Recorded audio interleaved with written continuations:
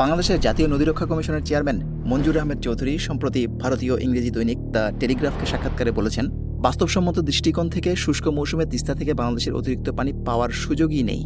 এর চেয়ে বাংলাদেশের উচিত ভারতের আর্থিক সহায়তায় বর্ষায় পানি সংরক্ষণের একটি জলাধার বা সংরক্ষণাগার তৈরি করা। কি অদ্ভুত কথা! নদীমাতৃক বাংলাদেশের পানিগুলো সব শুকিয়ে যাচ্ছে পানির অভাবে, অথচ এদেশেরই নদী রক্ষা কমিশনের চেয়ারম্যান নিজেই ভারতকে এমন সার্টিফিকেট দিয়ে দিচ্ছেন। বলছেন পানি পাওয়ার নাকি সুযোগই নেই। বিগত নির্বাচনে কিছু কিছু প্রার্থী নিজেদেরকে ভারতের প্রার্থী বলে দাবি করেছিলেন। মিস্টার মঞ্জুর কি নিজেকে ভারতের নদী রক্ষা কমিশনের সদস্য বলে দাবি করেন কিনা তা আমাদের জানা নেই। আমাদের এরকম নদী রক্ষা কমিশন থাকলে ভারতের আর নদী রক্ষা কমিশন বা এরকম কোনো সংস্থার আর তো দরকারই নেই। এখন তার প্রশ্ন আসে, কেন বাংলাদেশ পানির ন্যায্য হিসাব পায় না? কি কারণে নদীর পানি আটকে রাখার ক্ষেত্রে ভারত যথেচ্ছ আচরণ করতে পারছে? এক্ষেত্রে বাংলাদেশের নদী ও পানি বিষয়ক সংস্থাগুলোর ব্যর্থতা কি কি, আর সার্বিকভাবে বাংলাদেশ সরকারের কূটনৈতিক ব্যর্থতাগুলোই বা কি কি? আসুন এই পর্বে দেখে নেওয়া যাক।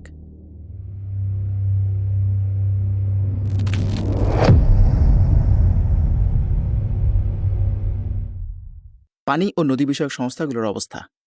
শুরুতেই যে মহান বক্তব্য আপনাদেরকে শুনিয়েছি, নদী ও নদী বিশেষজ্ঞগণ এমন মেরুদণ্ডহীন বক্তব্যের ব্যাপক নিন্দা জানিয়েছেন। কিন্তু তারা কাকে নিন্দা জানাবেন আর কার মান রাখবেন? ভারতীয় স্বার্থের পক্ষে কাজ করতে বাংলাদেশি আমলাদের কেউ তো আর কারো থেকে কম যায় না।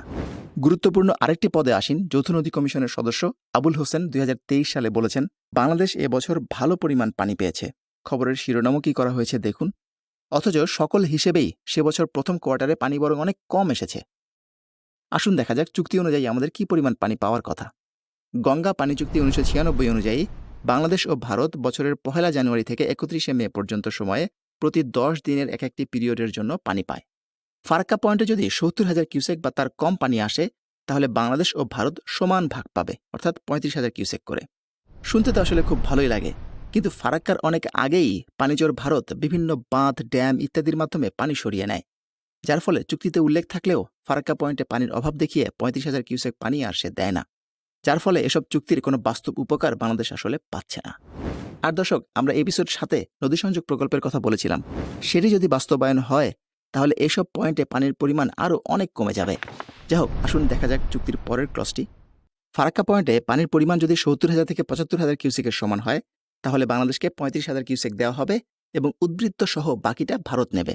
আর যদি ফারাক্কা পয়েন্টে 75,000 কিউসেক বা তার বেশি পানি আসে, তাহলে ভারত পাবে 40,000 কিউসেক এবং বাংলাদেশ উদ্বৃত্ত সহ বাকিটা নেবে। একই কথা এই ক্লজ দুটির ক্ষেত্রেও প্রযোজ্য। ফারাক্কা পয়েন্টে 75,000 কিউসেক পানি আসবে কিভাবে? আগেই তো দাদাবাবুরা সব পানি সরিয়ে নিচ্ছেন। আবার এই শেষ ক্লজটি বাংলাদেশের জন্য বুমেরাংও বটে।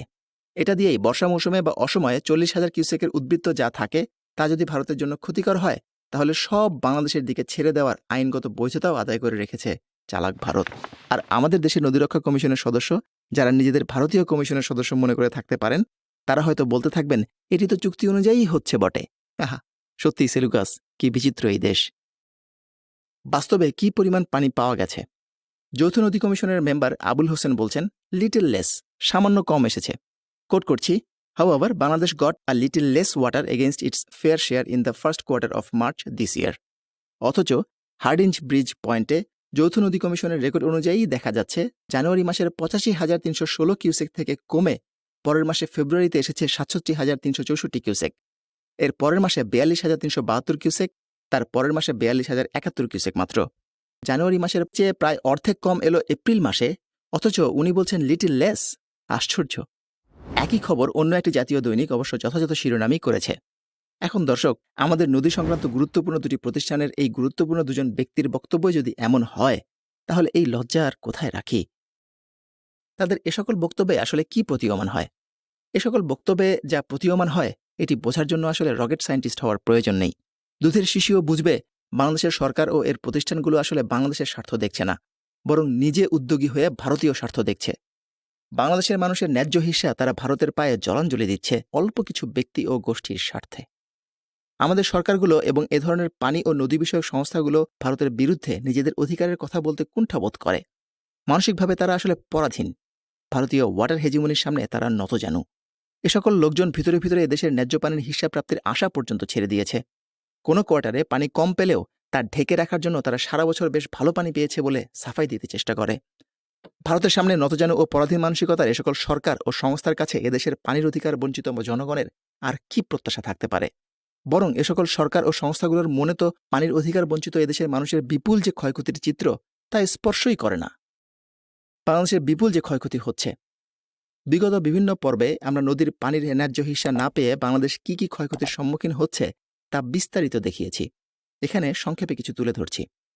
সমুদ্র উপকূলের 90% রোগ নদীর স্বাভাবিক প্রবাহের অভাবে সমুদ্রের লোনা পানির কারণে হয়ে থাকে, যেমন জরায়ু কর্তন, চর্মরোগ, লিউকোরিয়া ইত্যাদি।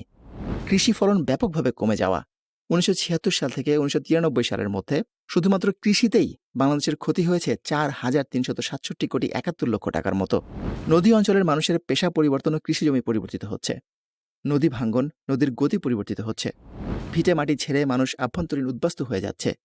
এসডিআরআর সিন্ড্রোমে 4 থেকে 16 বার জায়গা পরিবর্তনের মতো রেকর্ডও রয়েছে। পানির স্তর নিচে নেমে যাচ্ছে হু হু করে। প্রতি বছর বর্ষায় 1.37 ফুট আর শীতে 0.72 ফুট। আর ঢাকায় 2 থেকে 3 মিটার করে প্রতি বছর। আর্সেনিকে আক্রান্তের আশঙ্কায় দেশের কমপক্ষে 25% মানুষ। খাবার পানির সংকট, বিশেষ করে উপকূলীয় 18 জেলায়। উপকূলীয় এলাকার 18টি জেলায় একটি তুলনামূলক সমীক্ষায় দেখা গেছে যে 1973 সাল থেকে 2009 সালের মধ্যে প্রায় 26.7% নতুন জমি গত 4 দশকে বিভিন্ন মাত্রার লবণাক্ততার দ্বারা আক্রান্ত হয়েছে। বেশ কিছু এলাকায় যার পরিমাণ 15 ডিএস স্কোয়ার পার মিটার, যা অত্যন্ত অ্যালার্মিং। বিস্তীর্ণ এলাকা মরুময় হয়ে যাওয়া, বিশেষ করে পদ্মার উত্তর অঞ্চল। ভয়াবহ বন্যা হয়ে অসময়ে ঘরবাড়ি তলিয়ে যাওয়া। আপনাদের নিশ্চয়ই মনে আছে তিস্তার 44টি গেট খুলে দেওয়ার কথা। এসব যেন এর সরকারগুলো ও তাদের সংস্থাগুলোর কাছে কিছুই নয়। চাকুরি বাঁচানোই তাদের একমাত্র লক্ষ্য। আর চাকুরি বাঁচাতে হলে তো পানিচোর ভারতকে আর পানিচোর বলা যাবে না, আর না ভারতের পানি চুরি নিয়ে প্রকাশ্যে কিছু বলা যাবে। এ তো গেল সরকার ও সংস্থাগুলোর পরাধীন মানসিকতা এবং বাংলাদেশের অধিকার বঞ্চিত মানুষের পক্ষে না থেকে হিন্দুত্ববাদী ভারতের পক্ষে কথা বলা, কাজ করা। কিন্তু আর কি কি কারণে আমরা পানির ন্যায্য হিসা থেকে বঞ্চিত, চলুন দেখা যাক। সমাধানের নামে পানিচোর ভারতের টালবাহানা। গঙ্গায় পানি বাড়ানোর জন্য বাংলাদেশ চেয়েছিল নেপালের রিজার্ভার তৈরি করে সারা বছর পানি পেতে। এতে কোনো পক্ষেরই কোনো ক্ষতি হতো না। কিন্তু ভারত তাতে বাগড়া দেয় এবং প্রস্তাব দেয় ব্রহ্মপুত্র থেকে পানি এনে গঙ্গায় ফেলতে, এবং এ বিষয়ে কোনো সিদ্ধান্ত নেওয়ার ব্যাপারে টালবাহানা করতে থাকে। আসলে ধূর্ত ভারতের প্ল্যান ছিল ব্রহ্মপুত্র থেকে পানি এনে গঙ্গায় ফেলা, এটিকে আন্তঃনদী সংযোগ প্রকল্পেরই একটি অংশ হিসেবে বাস্তবায়ন করা। পরে যেন কৌশলে ব্রহ্মপুত্রের পানি পদ্মা দিয়ে বাংলাদেশে না দিয়ে কোনো ছুতায় দাক্ষিণাত্যে নেওয়া যায়, এবং সে তাই করছে, যা আমরা 7ম পর্বের রিভার লিঙ্কিং এপিসোডে দেখিয়েছি। এখন তাহলে বলুন দর্শক, এই পানিচোর ভারতকে কি করা উচিত? বয়কট করবেন, ইন্ডিয়া আউট করবেন, নাকি প্রাণের বন্ধু হিসেবে বরণ করে সর্বস্ব তার চরণে বিলিয়ে দেবেন? এবার আসুন দেখা যাক পানি বিষয়ক চুক্তি করার ক্ষেত্রে দুর্বলতা। সরকার ও সংস্থাগুলোর পরাধীন মানসিকতা এবং হিন্দুত্ববাদী ভারতের পক্ষে কাজ করা ছাড়াও আরেকটি কারণ হচ্ছে নদী বিষয়ক বিভিন্ন চুক্তি করার ক্ষেত্রে সরকার ও এর সংস্থাগুলোর যোগ্যতার অভাব এবং পানি চুক্তি বিষয়ক পর্যাপ্ত জ্ঞান না থাকা। 2011 সালে হতে যাওয়া তিস্তা চুক্তির ড্রাফটের দিকে দেখুন। Statements of principles of sharing Teesta ওয়াটারের 8 নম্বর ক্লজটি দেখুন খেয়াল করে। কত ক্যাজুয়ালি লেখা। The Indian side would not construct any major structure for diversion of water for consumptive uses in the upstream of Gajoldoba barrage except minor irrigation schemes, drinking water supply schemes, and industrial uses. এখানে লক্ষ্য করুন দর্শক, irrigation schemes, drinking water supply schemes and industrial ইউজের কথা বলে কত কি না করা সম্ভব। আমাদের ডিপ্লোম্যাটদের কি এই সুযোগ বন্ধ করার জন্য যথেষ্ট বাক্য সংযোজন বিয়োজন করা উচিত ছিল না? এখানে উচিত ছিল ভারত সর্বোচ্চ কত কিউসেক পানি এভাবে নিতে পারবে তা সুনির্ধারিত করে বলে দেয়া। এ কারণে আমাদের 3 নম্বর এপিসোড অর্থাৎ যমুনা বেসিনে দেখবেন তিস্তার উপর গজলডোবার আগে আরও কতগুলো বাঁধ পানিচোর ভারত নির্মাণ করেছে এবং কি পরিমাণ পানি তারা সরিয়ে নিচ্ছে এর কোনো হিসেব নিকেশ নেই। তাই চুক্তি হলেই বা আসলে লাভ কি? আমাদের ডিপ্লোম্যাটরা চুক্তির মধ্যে ফাঁক রেখেই সাইন করে চলে আসছেন, আফসোস। আবার দেখুন গঙ্গা চুক্তির গ্যারান্টি ক্লজের ব্যাপারে কি বড় ভুল হয়ে আছে। 1977 সালের চুক্তির মেয়াদ 1982 সালে শেষ হয় এবং বাংলাদেশে সরকার বদল হলে উক্ত চুক্তির মেয়াদ বর্ধিত না করে 5 বছরের একটি সমঝোতা স্মারক স্বাক্ষরিত হয়। সমঝোতা স্মারকে 80% পানির প্রাপ্তির যে গ্যারান্টি ক্লজটি ছিল সেটি বাদ দেওয়া হয়। ওই সময়ে ভারতীয় আশীর্বাদে জেনারেল এরশাদ সদ্য ক্ষমতায় এসেছেন। আমরা জানি না এর সুক্রিয়া স্বরূপই কি তিনি সেই ক্লজটি বাদ দিয়েছিলেন কিনা। 5 বছর মেয়াদী এই সমঝোতা স্মারক 1988 সালে উত্তীর্ণ হলে আবারও কোনো চুক্তি ছাড়াই ভারত গঙ্গার পানি যথেচ্ছ প্রত্যাহার করতে থাকে। পরবর্তী চুক্তি স্বাক্ষরিত হয় 1996 সালে আওয়ামী লীগ সরকারের সাথে। এই চুক্তি 30 বছর মেয়াদী হলেও তাতে কোনো গ্যারান্টি ক্লজ রাখা হয়নি। শুষ্ক মৌসুমে পানি বন্টনের বিস্তারিত শিডিউল এই চুক্তিতে থাকলেও ফারাক্কার উজানে নদীর পানি ব্যবহার এবং সে কারণে ফারাক্কার প্রবাহ যদি কমে যায় তাহলে কি প্রতিকার করা হবে তা অনুল্লেখ থাকে। চুক্তির এই দুর্বলতার কথা জিজ্ঞেস করলে তখনকার পানিমন্ত্রী আব্দুর রাজ্জাক জানান, রাজনৈতিক হিসাবে অত শত খুঁটিনাটি কি তারা বোঝেন? বিশেষজ্ঞ হিসেবে যারা দর কষাকষি করেছেন তারা চুক্তিতে থাকা দুর্বলতার কথা আমাকে জানাননি। চিন্তা করুন দর্শক, কি মর্মান্তিক অবস্থা আমাদের ডিপ্লোম্যাটদের, বিশেষজ্ঞদের আর মন্ত্রী মিনিস্টারদের। সেই মন দিস পিপল। এখন আসুন দেখা যাক আন্তঃসীমান্ত নদীর ক্ষেত্রে সাধারণত কি কি কারণে পানি নেগোসিয়েশন ফেল করে থাকে। গবেষণাপত্রে এসেছে সাধারণত কয়েকটি কারণে আন্তঃসীমান্ত নদীর পানি ব্যবস্থাপনা ফেল করতে পারে: অসহযোগিতা, অবন্ধুসুলভ আচরণ, আন্তর্জাতিক আইন তোয়াক্কা না করা, ওয়াটার হেজিমনি বা হাইড্রো হেজিমনি বা পানি আধিপত্য, মিলিটারি ইমব্যালেন্স বা সামরিক শক্তির ভারসাম্যহীনতা, যথাযথ সংস্থার মধ্যস্থতাকারী বা বেনিফিট শেয়ারিং অ্যাপ্রোচের অভাব। আসুন দেখা যাক বাংলাদেশে এগুলোর কোন কোন কারণ কাজ করছে। বাংলাদেশে কি ইনস্টিটিউশন বা মেডিয়েটর অর্থাৎ পানি সংক্রান্ত সংস্থার কোনো অভাব? মোটেও নয়, বরং সংস্থা আর কমিশনের যেন শেষ নেই। যেমন পানি সম্পদ মন্ত্রণালয়, পররাষ্ট্র মন্ত্রণালয়, বাংলাদেশ পানি উন্নয়ন বোর্ড, পানি সম্পদ পরিকল্পনা সংস্থা, নদী গবেষণা ইনস্টিটিউট, যৌথ নদী কমিশন, বাংলাদেশ হাওর ও জলাভূমি উন্নয়ন অধিদপ্তর, জাতীয় নদীরক্ষা commission, institute of water modelling, CEGIS ইত্যাদি ইত্যাদি। এদের মধ্যে ভারতের সাথে সরাসরি পানি বিষয়ক চুক্তি নেগোসিয়েশনে এঙ্গেজড হয় পররাষ্ট্র মন্ত্রণালয়, পানি সম্পদ মন্ত্রণালয়, পানি সম্পদ মন্ত্রণালয়ের অধীনে যৌথ নদী কমিশন এবং এই সংস্থাগুলোর আওতায় সরকারি বা বেসরকারি থেকে নিয়োগ করা ওয়াটার রিসোর্স বিশেষজ্ঞ বা কনসালটেন্টস। বাকি সংস্থাগুলো নানান স্কোপে স্টেক হোল্ডার হিসেবে কাজ করে, যেমন basin wise benefit sharing approach পরিকল্পনা ও বাস্তবায়নযোগ্যতা যাচাই করা, গবেষণা করা, পানি কম বৃদ্ধির রেকর্ড রাখা, ম্যাপ ও রিমোট সেন্সিং টেকনোলজির মাধ্যমে বিভিন্ন ডেটা প্রোভাইড করা ইত্যাদি। এদের সকলের থেকেই ইনপুট যাওয়ার কথা পানি সম্পদ মন্ত্রণালয় হয়ে যৌথ নদী কমিশনের কাছে এবং যারা নেগোসিয়েশন প্রসেসে অংশ নেয় তাদের কাছে। অতএব এই কাজের জন্য সরকারি বেতনভুক্ত লোকের কোনো অভাব নেই বাংলাদেশে, যথেষ্টই আছে, অভাব অন্য কিছুর। গবেষণাপত্র অনুযায়ী বাকি থাকে 4টি বিষয়ের বাস্তবতা: অসহযোগিতা, আন্তর্জাতিক আইন তোয়াক্কা না করা, ওয়াটার হেজিমনি বা হাইড্রো হেজিমনি বা পানি আধিপত্য, মিলিটারি ইমব্যালেন্স বা সামরিক শক্তির ভারসাম্যহীনতা। প্রথম দুটো অর্থাৎ বাংলাদেশের সাথে অসহযোগিতা করা ও আন্তর্জাতিক আইন তোয়াক্কা না করা তো ভারতের কাছে মামুলি বিষয়। পানিচর ভারত সব সময়ই তা করে আসছে, বলার বা কওয়ার কেউই নেই। যেমন ভারতের ভিতরের পানির ডেটা শেয়ার না করা, বাংলাদেশের নদী বিশেষজ্ঞদেরকে ভারতে গিয়ে কাজ করতে না দেয়া ইত্যাদি। কিন্তু পরের দুটির কম্বিনেশন আরও একটু বেশি গভীরে কাজ করে: হাইড্রোহেজিমনি ও শক্তির ভারসাম্যহীনতা। জয়তুন এবং ওয়ার্নার হাইড্রোহেজিমনির সংজ্ঞা দিয়েছেন এভাবে: hydrohegemony is the hegemony at the river basin level achieved through water resource control strategies such as resource capture, integration and containment. The strategies are executed through an array of tactics, that is, coercion, pressure, treaties, knowledge construction, etc., that are enabled by the exploitation of existing power asymmetries within a weak international institutional context. অর্থাৎ হাইড্রোহেজিমনি হল নদী অববাহিকা ভিত্তিক hegemony, যা বজায় রাখা হয় মূলত পানির উৎস কন্ট্রোল স্ট্র্যাটেজির মাধ্যমে, যেমন উৎস দখল করা, নিজেদের মধ্যে নিয়ে নেওয়া, আটকে দেওয়া, এবং এই স্ট্র্যাটেজি নানান রকম ট্যাকটিক্স ব্যবহার করে বাস্তবায়ন করা হয়, যেমন বল প্রয়োগ, চাপ প্রয়োগ, সন্ধি, চুক্তি, জ্ঞান প্রণয়ন বা ন্যারেটিভ ইত্যাদি। এগুলো বিদ্যমান শক্তির অসমতা এবং দুর্বল আন্তর্জাতিক সম্পর্কের প্রেক্ষাপটে সম্ভব হয়ে ওঠে। এখন আসুন দেখা যাক এই সংজ্ঞা অনুযায়ী ভারত বাংলাদেশের উপর ওয়াটার হেজিমনি বা হাইড্রো হেজিমনি বজায় রেখেছে কিনা। প্রথম যে শর্তটি, হাইড্রো হেজিমনি বজায় রাখা হয় মূলত পানির উৎস কন্ট্রোল স্ট্র্যাটেজির মাধ্যমে, যেমন উৎস দখল করা, নিজেদের মধ্যে নিয়ে নেওয়া এবং আটকে দেওয়া। এটি তো ভারত বেশ ভালোভাবেই করে যাচ্ছে, কোনো সন্দেহ নেই। দ্বিতীয়ত, এই স্ট্র্যাটেজি নানান রকম ট্যাকটিক্স ব্যবহার করে বাস্তবায়ন করা হয়ে থাকে, যেমন বল প্রয়োগ, চাপ প্রয়োগ, সন্ধি চুক্তি, জ্ঞান প্রণয়ন ইত্যাদি। চুক্তির নামে কি করছে ভারত সেটি তো আমরা দেখলামই, আর জোর করে সে পানি নিয়ে যাচ্ছে তাও তো দেখলাম। তৃতীয়ত, এগুলো পক্ষসমূহের মাঝে বিদ্যমান শক্তির অসমতা এবং দুর্বল আন্তর্জাতিক সম্পর্কের প্রেক্ষাপটে সম্ভব হয়ে ওঠে। অবশ্যই বাংলাদেশের বিপরীতে ভারতের শক্তিমত্তার অসমতা রয়েছে এবং মিলিটারি সুপেরিয়রিটির সাথে সে ভৌগোলিক এবং বাণিজ্যিক কারণে এক ধরনের বিগ ব্রাদারলি অ্যাটিটিউড দেখাতে চেষ্টা করে।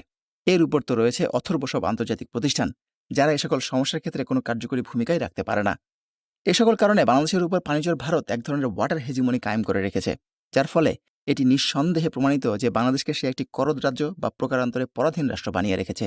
এখানে তার স্বার্থ কায়েম করে এমন সরকারকে বছরের পর বছর ক্ষমতায় রাখতে সে তার জিওপলিটিক্যাল পাওয়ার এবং ইকোনমিক সফট পাওয়ারকে কাজে লাগায়। এখন আসুন দেখা যাক এক্ষেত্রে বাংলাদেশকে কি কি চ্যালেঞ্জ মোকাবেলা করতে হয়। প্রথমত, সঠিক এবং আপ টু ডেট ডেটার অভাব। আগে উল্লেখ করা অসহযোগিতা ও আন্তর্জাতিক আইন তোয়াক্কা না করার যে কথাটি, সেটি মাথায় রাখুন, তাহলে বুঝতে পারবেন ভারত কেন আমাদেরকে ডেটা দেয় না। দ্বিতীয় চ্যালেঞ্জ, আলোচনা প্রক্রিয়ায় ধারাবাহিকতার অভাব।